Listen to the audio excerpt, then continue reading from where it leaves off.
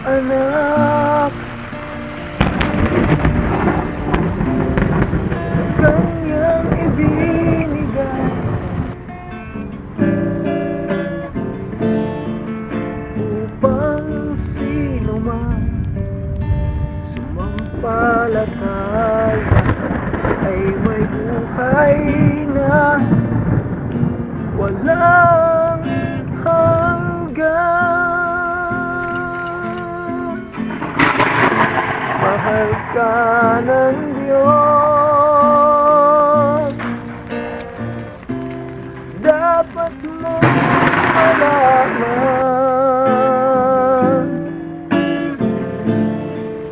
Hindi ka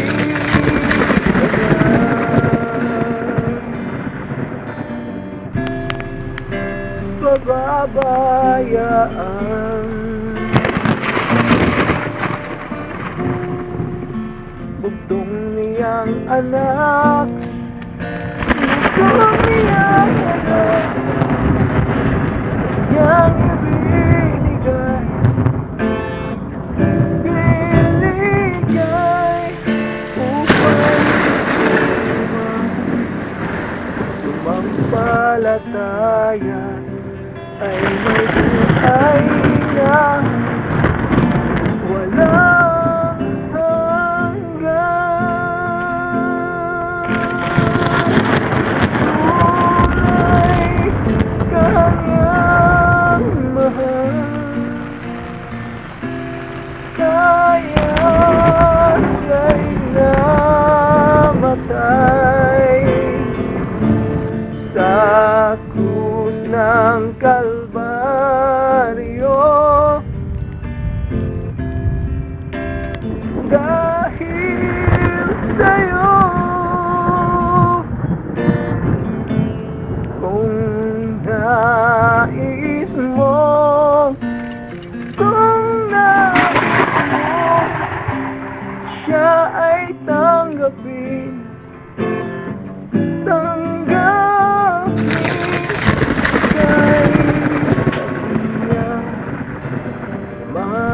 manalangin at ang buhay mo'y babaguhin.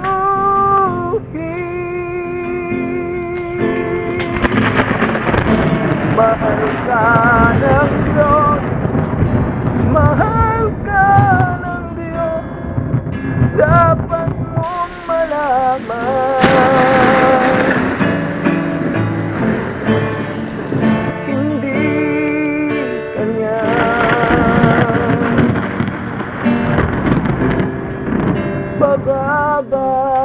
Pababayaan. Bugtong niyang anak, bugtong niyang anak, kanyang ibinigay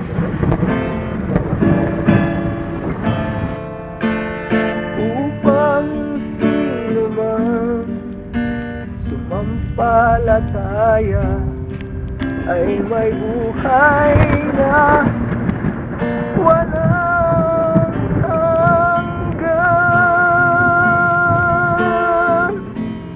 Tunay kanyang mahal, kaya siya'y namatay sa krus ng Kalbaryo.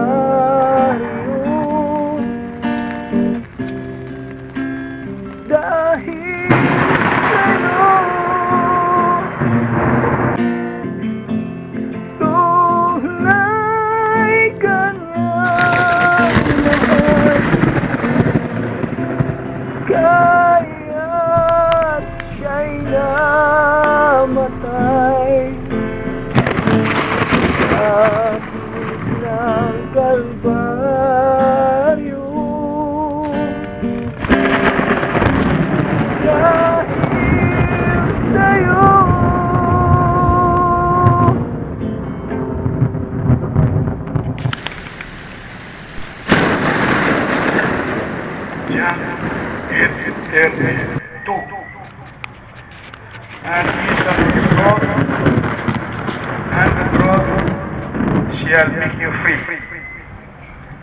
At inyong makikilala ang katotohanan at ang katotohanan ay siyang magpapalaya sa inyo. Ating palapakan, Panginoon.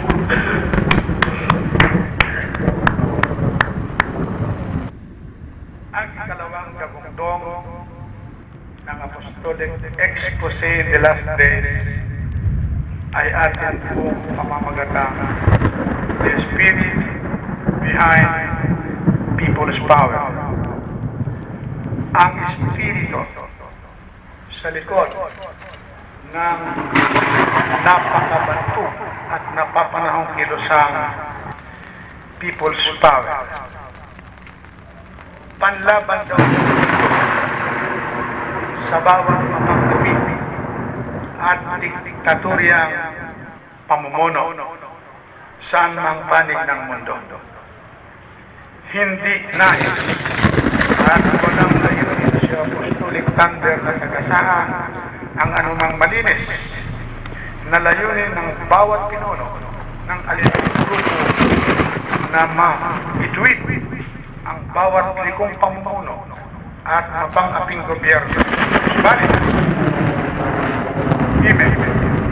people's power na matumpak at maka-Diyos na paraan.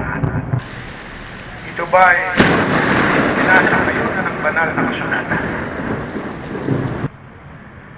Pinangangalatan ang may daw at mas ang kataas-taasang Diyos.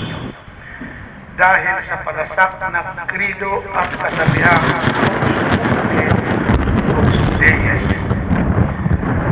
ang tinig di umano ng maraming tao ay tinig ng Diyos. Let us open our Holy Bible and try to discover what the Bible says about this topic. In the book of 1 Corinthians chapter 4, verse 4.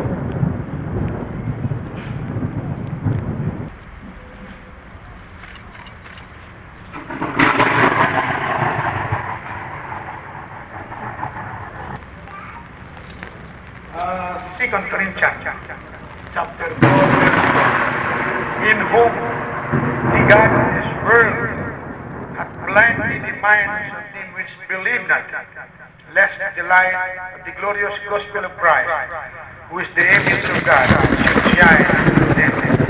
Ano po sabi ng Biblia? The God of this world.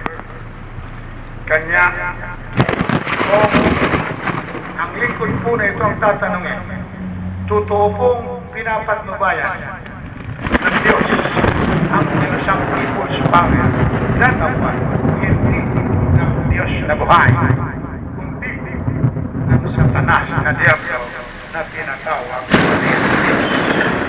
Amen. Ang tatlong people's power na nakatala sa banal na kasulatan. Kung atin pong pag-aaralan ng Biblia, meron lamang tatlong beses na nagkaroon ng people's power sa banal na kasulatan. Ito po ay sa panahon ni Moises, sa panahon ni Propeta Samuel.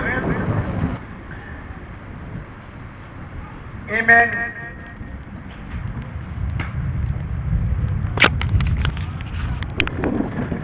Sa panahon ni Propeta Samuel at sa panahon ni Yesu Cristo. Ayon po sa banal na kasulatan, kung atin pong titingnan sa Exodus 32:2, ganito po ang nangyari sa kanilang ginaguriang people's power. 32:1-6. At nang makita ng bayan na nagtuluan ni Moises ng pagpanaog sa bundok, ay nagpipisan ang bayan kay Aaron at nang nagsabi sa kanya, tumindig ka at gawa mo kami ng mga Diyos na mangunguna sa amin, sapagkat tungkol sa Moises na ito, na lalaki nagsampa sa amin mula sa lupain ng Ehipto, hindi namin alam kung anong nangyari sa kanya. At sinabi ni Aaron sa kanila, alisin ninyo ang mga hikaw na ginto na nasa tainga ng inyong mga asawa, ng inyong mga anak na nanaki ang babae, at nalhin ninyo sa akin. Inalis ng buong bayan ng mga hikaw na ginto na nasa kanilang mga tainga at dinala kay Aaron at kanyang tinanggap sa kanilang kamay at niyari sa pangkapitan ng isang buril at ginawang isang kuyang binuko at kanilang sinabi, ang mga ito ang magiging inyong mga Diyos, O Israel, na nagsampa sa iyo mula sa lupain ng Ehipto. At nang makita ito ni Aaron, ay nagtayo siya ng isang dampana sa harapan niyaon at ang inilari ni Aaron at sinabi, bukas ay piyesta sa Panginoon. At sila ay umangong maaga ng pinagkasa at naghandog ng mga handog na susunugin at nagdala ng mga handog tungkol sa kapayapaan. At ang bayan ay upong kumain at uminom at tumindin upang magkatuwa. Ang sigaw ng karamihan sa harapan ni Aaron, make us God. Make us God. Gawan sa kanila Diyos. If people themselves gathered unto Aaron and said unto him, up, make us God, which shall go with us. For as this Moses, the man that brought us up out of the land of Egypt, behold, what is become of him. Sa makatupit, mga kapatid, sa kaunting panahon, pagkawalay, dahilan sa isang banal na kukulit, amen, nagdesisyon po ang bayan na sila'y magkaisa at bumuo ang tinatawag na people's power at kanila po, amen, inula, tinapon sa dami ng tao nagkatipon si Aaron upang kanilang pursahin sa kanilang kagustuhan sa ilalim ng patubay ginawa sila ng ibang mga Diyos.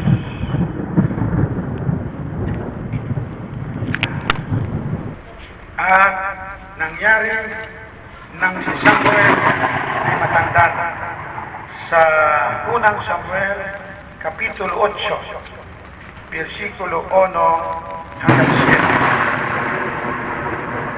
Ito po ang ilang kalawang pagkakataon na meron po tayong mababasa sa Biblia, amen, tungkol sa people's power. Na kanyang ginawang mga upong sa Israel ang kanyang pangalan. Ang pangalan nga ng kanyang pangalan ay Joel at ang pangalan ng kanyang kalawa ay si Abia. Sila'y mga upong sa Jerusalem. At ang kanyang mga anak ay hindi lumakad sa kanyang mga daan, kundi lumingap sa mahalay na kapakinabangan at tumanggap ng pagkasunod at sinira paghatol. Nang magkagayon, nagkakitang ang mga kapatid at naparoon kay Samuel sa Ramata at kanilang sinabi na ito, ikaw ay matanda na at ang iyong mga anak ay hindi lumalakad sa iyong mga daan. Ngayon ay lagyan mo kami ng isang hari upang pumasok sa amin gaya ng lahat ng mga bansa. Ngunit hindi minabuti ni Samuel nang kanilang sabihin, bigyan mo kami ng isang hari upang umatol sa amin. At Samuel ay nanalangin sa Panginoon. Muli, ito po ang sigaw ng bayan. Give us a king. Give us. Nagkaisa sila Amen. At dahil sa kanilang makapal na bilang, Amen, kanila po ginak. Amen. Upang ang kanilang kagustuhan ay pagbigyan. Ang sabi po ni Samuel, kung pagpipigyan ko kayo, pagmamalupitan lang ang mga hari dapat patuloy mo silang sumisigaw. Ipinipilit ng bayan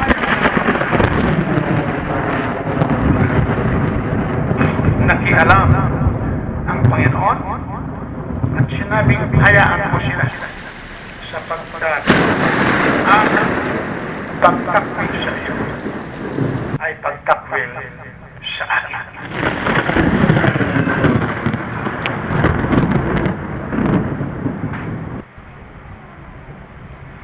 At ang ikatatlong pangyayari na naitala sa banal na kasulatan tungkol sa people's power ay noong ang Panginoon Yesus ay hinuli ng mga Pariseo upang ito ay papanagutin sa kanilang nasa kanilang akala ay inugol ang kanilang doktrina sa Israel.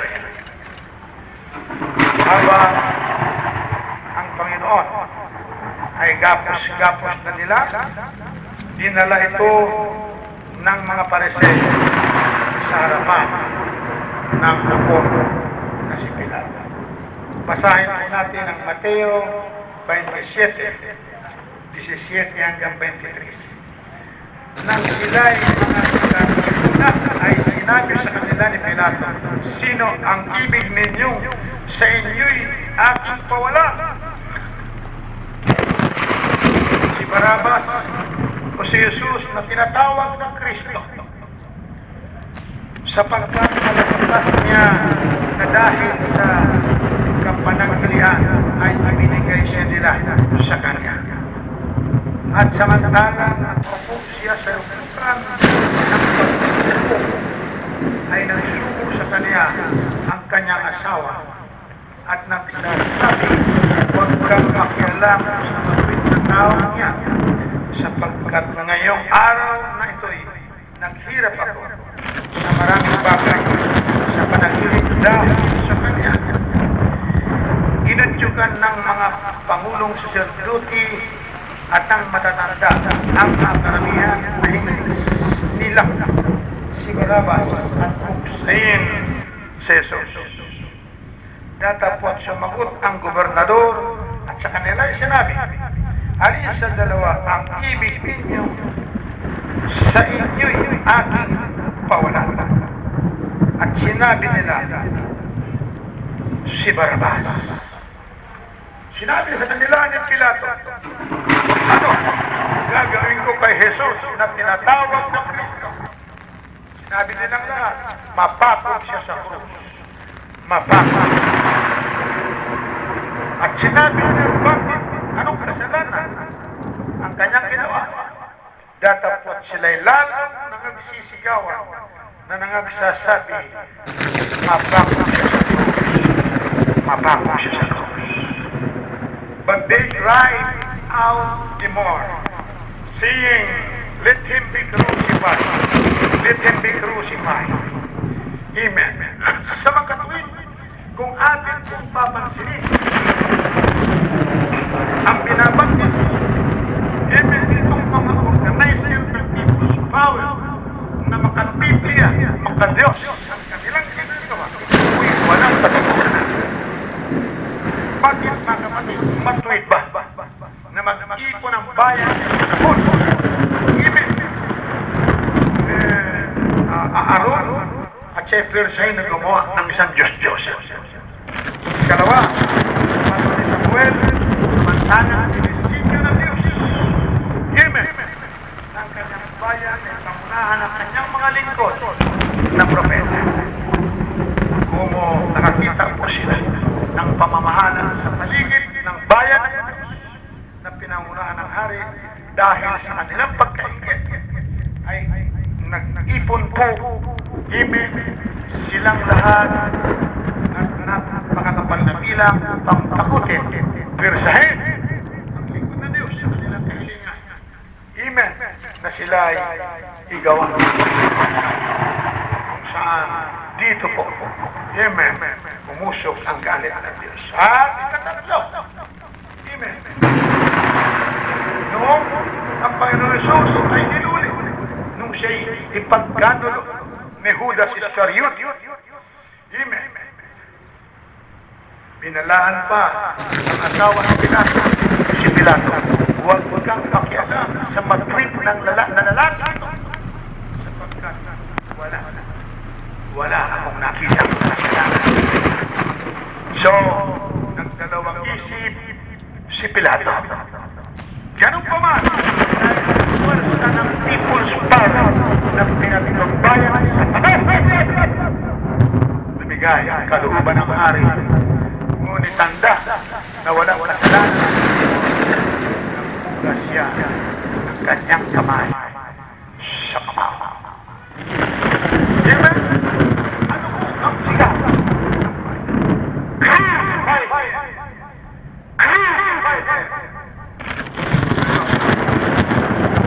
Subaybay, mga kapatid, hatulan ninyo.